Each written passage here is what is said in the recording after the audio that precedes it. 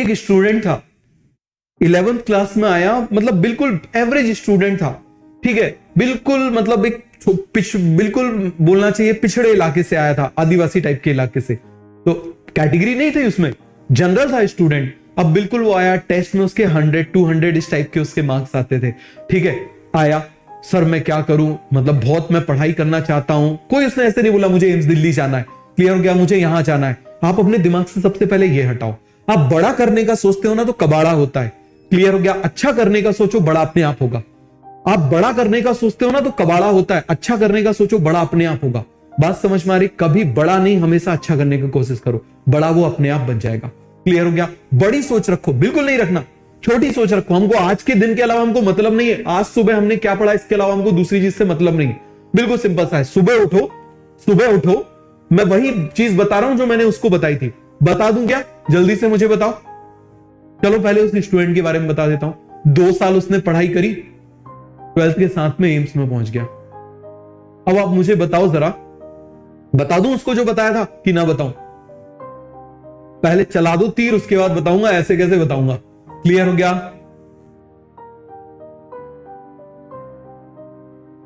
समझो जरा, जितने मोटिवेशनल स्पीकर्स होते हैं ना, सब झूठ बोलते हैं।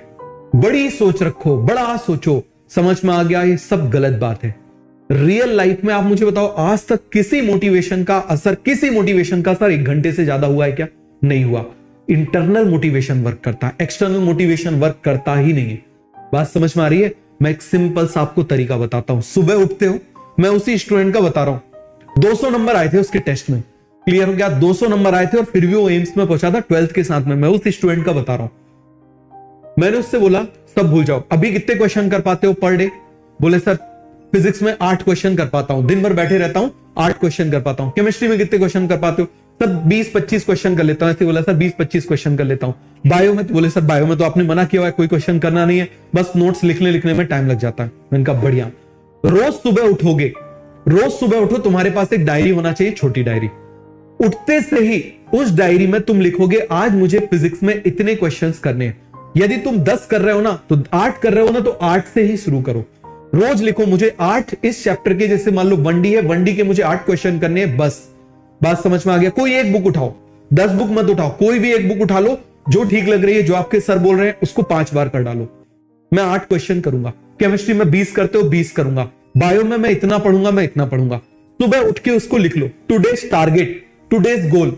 और रात को जब सोने लगो ना, तो सोने से पहले उसके सामने राइट में बनाओ अचीव्ड, लिखो जरा अचीव्ड अचीव्ड अचीव्ड, और ऐसे टिक मार लो। ये जो रात को आपको टिक होगा ना कि आज का टारगेट, मतलब नहीं 2 साल बाद क्या होना है। बात समझ में आ रही मेरी? हमको कोई मतलब नहीं 2 साल बाद क्या होना है। आपको सिंपल सा ये सोचना है आज क्या करना है, बस।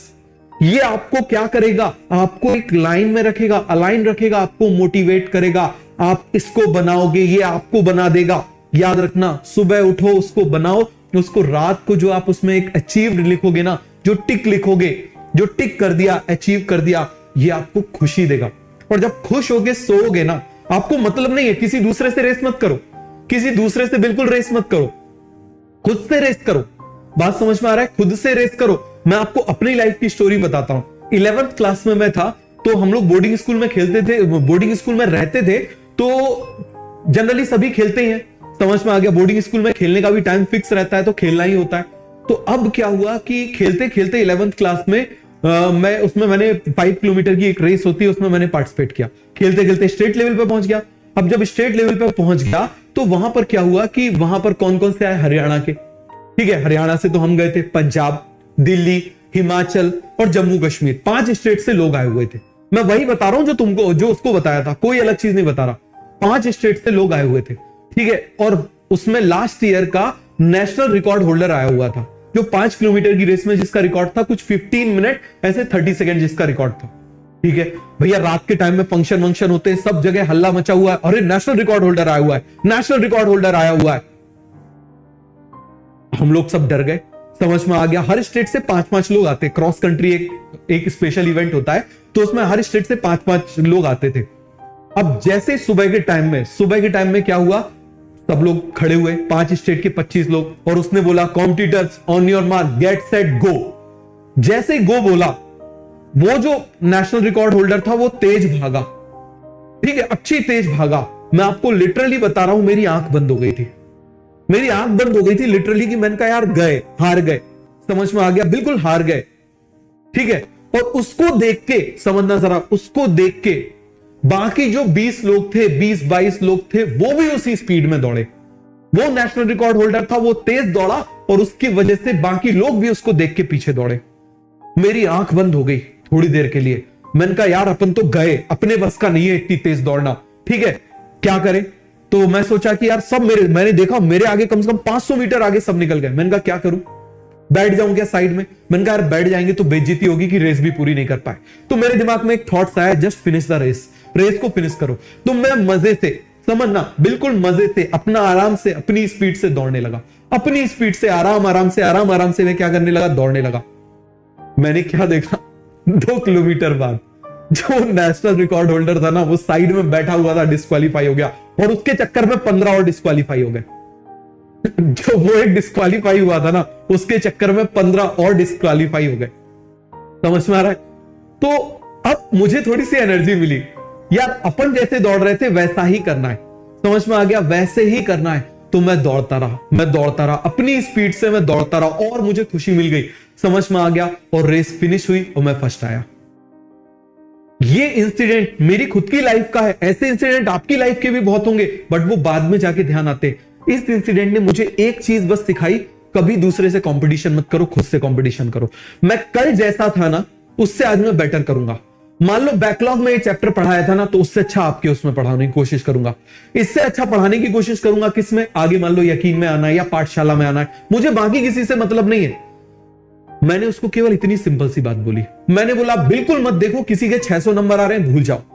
पहले टेस्ट में 600 नंबर आते थे, एलटीएस की टॉपर ऐसे बच्चे आए हुए थे, समझ में आ गया, स्टेट टॉपर ऐसे बच्चे हुए आए थे, वो डर गया।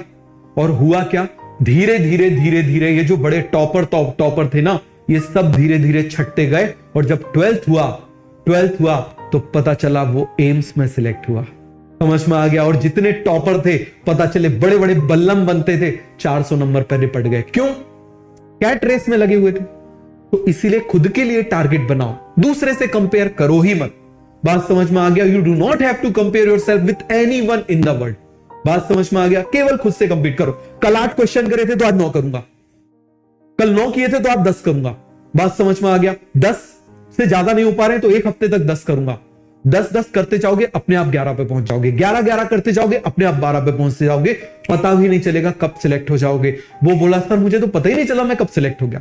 सिंपल सी एक चीज फॉलो करी थी बस, कि रोज सुबह उठ के उसको करता था, रात को टिक करता था, उससे कॉन्फिडेंस आता था, अगले दिन और करने का मन करता था, सिलेक्ट हो गया। आ गया समझ में। तो ये सिंपल सी चीज मैं आपको सिखा रहा हूं, जहां जाना चाहो वहां पहुंच जाओगे।